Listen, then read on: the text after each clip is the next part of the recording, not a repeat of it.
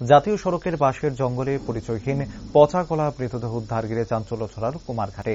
ঘটনা কুমারঘাট থানাধীন 91 mile petrol pump সংলগ্ন জঙ্গল। এদিন সকালে স্থানীয়রা জঙ্গল থেকে দুর্গন্ধ ভেসে আসায় তার উৎস খুঁজতে গিয়ে চাক্ষুষ করেন জঙ্গলের দেহ পড়ে থাকার বিষয়টি।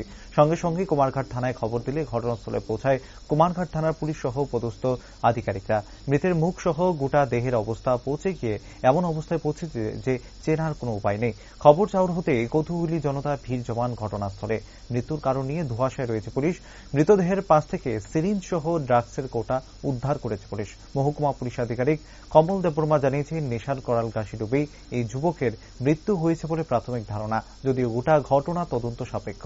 দেহ উদ্ধার করে ময়নাতদন্তের জন্য ফটিকরায় হাসপাতালের মর্গে পাঠিয়েছে পুলিশ।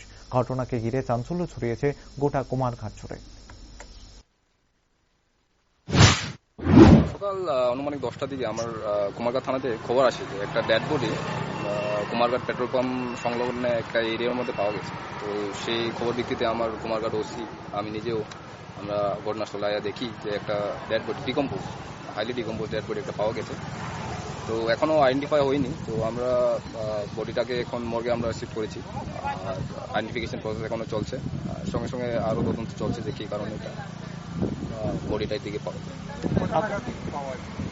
অনুমানিক 10টা। আপনারা স্যার ঘটনাস্থলে আসলেন, হ্যাঁ, কি অনুমান করছেন?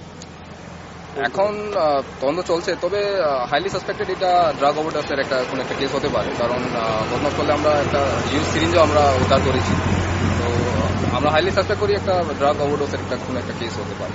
মৃতদেহটা দেখতে পেলাম স্যার পচা গলা, অনুমানিক 7-8 দিন পুরানো ডেড বডি হতে পারে।